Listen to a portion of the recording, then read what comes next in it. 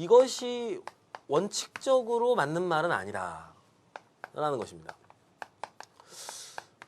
근데 우리는 사실 과학이라고 하는 것이 예컨대 자연과학을 사례로 들어보면 자연에 실제로 존재하는 어떤 사실들 우리가 관찰하고 경험함으로써 그것으로부터 어떤 패턴이나 법칙을 추출해내고 또 그것을 실험을 통해서 입증하는 과정으로서 사실로 확정하는 것 이렇게 생각을 하죠.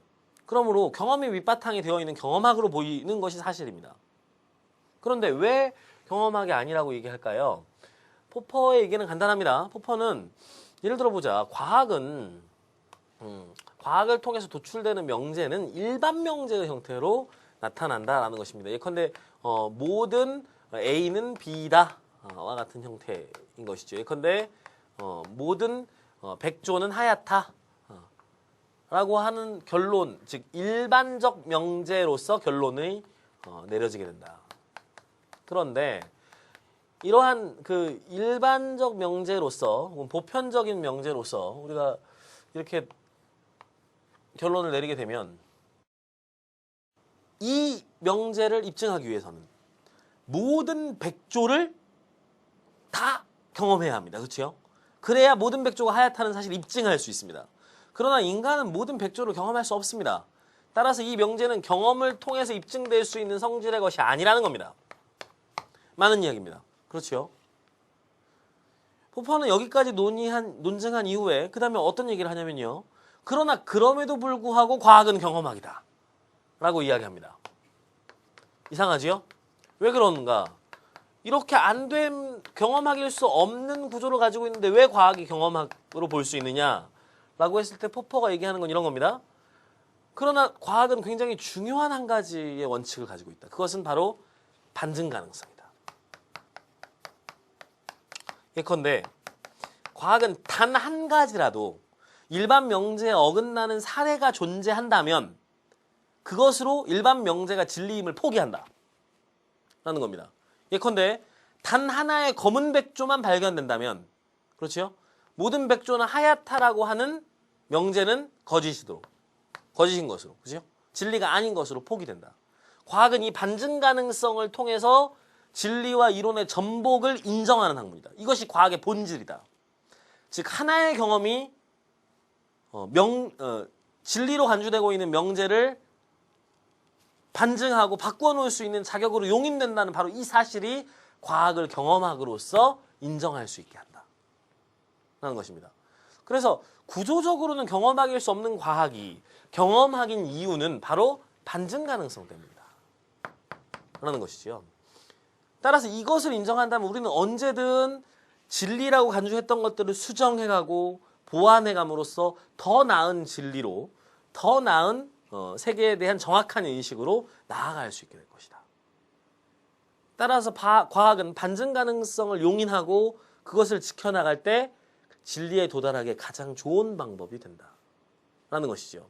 바로 포퍼의 이러한 사고방식이 과학 철학이라는 논의를 출발시키게 됩니다. 다음 제시문을 한번 확인해 보죠.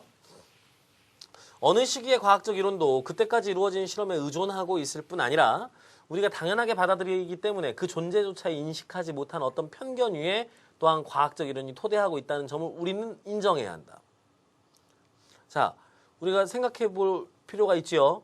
우리는 일반적으로 과학이 대단히 이제 그 객관적이고 사실의 기초에 있다라고만 생각합니다. 그렇죠? 또 실험을 통해서 입증된 것이다라고 생각합니다. 그렇게 실험에 의존하고 있습니다. 이제까지 이루어진 실험에 의존하고 있습니다. 그러나 이것뿐만 아니라 한편으로는 우리가 그 편견이 있다는 사실도 인식하지 못하는 어떤 편견 위에 위치하고 있을 수도 있다라는 것입니다. 자, 여기서 포퍼의 굉장히 중요한 태도가 나옵니다. 즉 포퍼는 과학을 객관적인 것만으로 보지 않습니다. 이른바 주관주의적인 태도가 여기서 처음 출현합니다. 즉 포퍼는 과학이 객관적인 것만 아니라 그 당시에 어떤 편견들의 기초에 있을 수도 있기 때문에 과학은 주관적인 편견의 산물일 수도 있다. 예컨대 프톨레마이오스 시대의 천동설은 그 시대의 어떤 편견에 근거하여 만들어진 과학이었다. 이렇게 얘기할 수 있는 것이죠. 그렇죠? 하지만 그 당시에는 그것이 편견이라는 사실을 몰랐던 것이죠. 인식조차 하지 못한 것이죠. 그래서 과학을 객관적인 것으로 여기는 우리의 태도와는 다른 입장을, 우리의 일반적인 상식과는 다른 입장을 보여줍니다. 마저 가보지요. 논리적 방법이 편견을 색출하는 데 도움이 되는 것은 사실이지만 그렇지만 분명히 편견 위에도 기초하고 있다라는 것이 가로돼 있죠. 자, 여하튼 과학은 그 자신의 외피들이 무엇인가를 알고 그것을 벗겨버릴 수 있다는 점을 우리는 지적할 수 있다.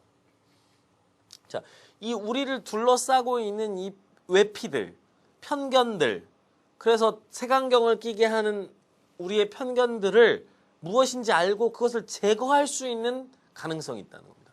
즉, 과학은 주관의 기초에 있을 수 있으나 그러한 주관적인 편견을 극복할 수 있는